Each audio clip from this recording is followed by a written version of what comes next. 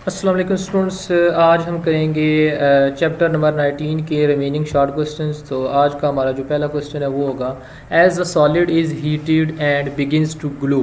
हमने एक सॉलिड था, उसको हमने हीट किया, गर्म किया, एंड बिगिंस टू ग्लो, और उसने ग्लो करना शुरू कर दिया। How does it first appear red. तो वो जो है वो पहले फर्स्टली वो क्या हो गया, वो पहले ही क्या हो गया, रेड हो गया। उसकी वजह क्या है? When a body is heated, जब भी हम किसी बॉडी को गर्म करते हैं, इट एमिट्स रेडिएशन, तो उससे क्या खारिज होती हैं? रेडिएशन खारिज होती हैं। At low temperature, come temperature पर आ बॉडी एमिट्स रेडिएशंस, तो बॉडी में से क्या एमिट होती हैं? रेडिएशंस ऑफ लॉन्ग वेवलेंथ, और उसकी वेवलेंथ क्या होती है? ग्रेटर होती है। So the longest wavelength is red. हमें पता है यहाँ पे अगर हम देखें तो यहाँ पे जो रेड है इसकी वेवलेंथ क्या है?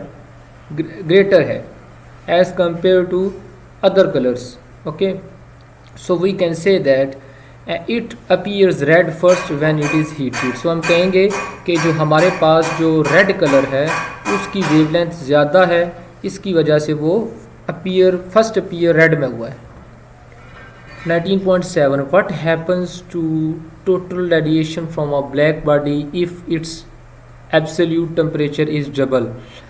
कह रहा है कि जो टोटल रेडिएशंस हैं ब्लैक बॉडी की, उस पे ऊपर क्या असर पड़ेगा अगर जो हम टेम्परेचर, एब्सोल्यूट टेम्परेचर है उसको हम डबल कर दें। तो इसको हमारे पास ये जो रिलेशन है ये हमारे पास स्टीफन बोल्ट्जमैन हमने पढ़ा हुआ है।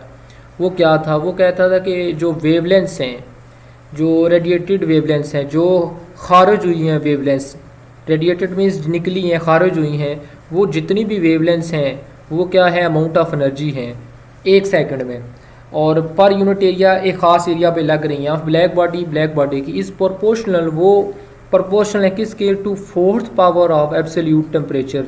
जो देखें ये एनर्जी जो है fourth power of absolute temperature के क्या है? प्रोपोर्शनल है।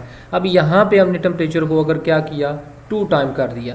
2 टाइम किया तो 2 का जो 4 के साथ हमने इसको जब मल्टी किया, 2 को 4 टाइम मल्टीप्लाई किया तो हमारे पास 16 आ गया। तो यानी कि जो हमारे पास रेडिएशंस हैं वो कितनी इंक्रीज़ हो जाएंगी अगर हम क्या करें? जो एब्सोल्यूट टेम्परेचर को डबल करें तो 16 टाइम्स जो हमारे पास एनर्जी जो है वो क्या हो जाएगी? इंक्रीज़ हो जाएगी। 19.8 है, a beam of red light and a beam of blue light have exactly the same energy. जो ब्लू लाइट है और रेड लाइट है उसकी जो एनर्जी है वो सेम है। Which beam contains the greater number of which beam contains the greater number of photons. तो किस जो है वो बीम में से, शुआ में से, लाइट में से, बीम का मतलब क्या है? शुआ, लाइट, ठीक है, इसमें से ग्रेटर नंबर ऑफ फोटॉन्स निकलेंगी। ठीक हो गया। तो अब क्या है? The energy of single photon हमें पता है E is equal to H F है। H is constant, F is a frequency, E is energy. N हम इसके साथ मल्टीप्लाई कर देंगे इसी के साथ, क्योंकि वो क्या है? नंबर ऑफ फोटॉन्स है, तो NHF हो गया। अब C is equal to F lambda होता है। F को हमने सेपरेट किया C ओवर लैम्डा, तो F की वैल्यू क्या आ गई? C over lambda. अब यहाँ पे N को हमने जब सेपरेट किया नंबर ऑफ फोटॉन्स को, तो वो इक्वल आ गया E लैम्डा ओवर HC। तो यहाँ पे हमने देखा कि number of photons directly proportion है कि इसके वेवलेंथ की।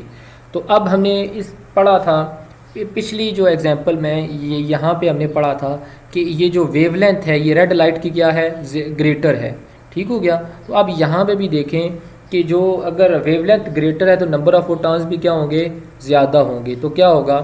तो जो हमारे पास wavelength will have a larger number of photons, कौन सी होगी? वो हमारे पास ये क्या होगी?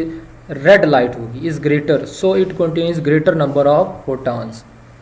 19.9 है हमारे पास, विच फोटॉन रेड, ग्रीन और blue carries the most energy और मोमेंटम। हमारे पास एनर्जी भी है, मोमेंटम भी है, किसका?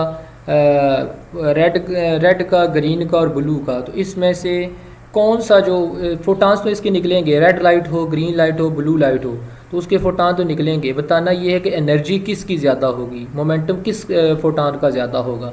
ओके, तो blue light has most energy and momentum. हमने पहले डायरेक्ट जो है वो हम आंसर कर देंगे कि ब्लू लाइट जो है उसका क्या होता है? वो एनर्जी और मोमेंटम क्या होते हैं, वो क्या होते हैं, वो ज़्यादा होते हैं। कैसे में पता चला, E इज इक्वल टू क्या होता है HF और F होता है C ओवर लैम्डा। अब देखें यहाँ पे जो है वो ये हमारे पास C ओवर लैम्डा आ गया, ठीक हो गया। अब देखें ये अगर देखें तो E इन्वर्सली प्रोपोर्शनल है वेवलेंथ के, यानी कि अगर वेवलेंथ कम होगी तो एनर्जी क्या होगी, ज़्यादा होगी। तो यहाँ पे देखें ना, ये ब्लू लाइट है, ये इसका क्या है, वेवलेंथ क्या है, कम है। वेवलेंथ कम होने की वजह से एनर्जी क्या हो जाएगी, ज़्यादा हो जाएगी। क्लियर हो गया। अब देखें सी एच ओवर लैम्डा किसके इक्वल है, मोमेंटम के, पी के। तो इसकी जगह हम लिख सकते हैं ना पी, तो एनर्जी डायरेक्टली प्रोपोर्शनल है किसके, मोमेंटम के। क्लियर हो गया। तो यानी कि blue photon has shortest wavelength so it carries most energy. तो इसकी एनर्जी क्या होगी, क्या होगी, इसकी एनर्जी ज़्यादा होगी एंड मोमेंटम, और मोमेंटम भी ज़्यादा होगा। क्लियर हो गया स्टूडेंट्स। यानी कि यहाँ पे देखें मोमेंटम किसके इन्वर्सली प्रोपोर्शनल है, वेवलेंथ के। एनर्जी भी किसके इन्वर्सली प्रोपोर्शनल है, वेवलेंथ की। तो वेवलेंथ इसकी कम है तो मोमेंटम एनर्जी ज़्यादा होगा किसका, ब्लू लाइट का। 19.10 which has the lower energy quanta, radio waves और एक्सरेज। आप बताएं कि कौन सा जो है वो किस वेव का जो फोटॉन हैं वो क्या होंगे, कम एनर्जी के होंगे, या क्या कह लें उसको हम, एनर्जी ऑफ क्वांटा भी कह सकते हैं फोटॉन को। अब E is equal to HC over lambda होता है। अब देखें एनर्जी हमने पिछले क्वेश्चन में पढ़ा था कि वो क्या है, अगर वेवलेंथ कम होती है तो एनर्जी क्या हो जाएगी, ज़्यादा हो जाएगी। तो यहाँ पे देखें the wavelength of radio waves is longer. तो यहाँ पे क्या है, रेडियो वेव की वेवलेंथ क्या है, लॉन्गर है। So according to vibration it has a lower energy quanta. तो इसका देखें ना, एनर्जी कम हो जाएगी, वेवलेंथ क्या होगा, इंक्रीज़ होगा। तो यहाँ पे तो वेवलेंथ क्या हो रही है, ग्रेटर है, एनर्जी क्या हो जाएगी, कम हो गई। तो इसको कहेंगे नो एनर्जी क्वांटा किसका होगा, रेडियो वेव्स का होगा। तो स्टूडेंट्स ये थे आज के क्वेश्चन। आप हमारे चैनल को सब्सक्राइब करें और बेल आइकन पे क्लिक भी करें ताकि आपको नई वीडियोस मिलती रहें। Thank you students.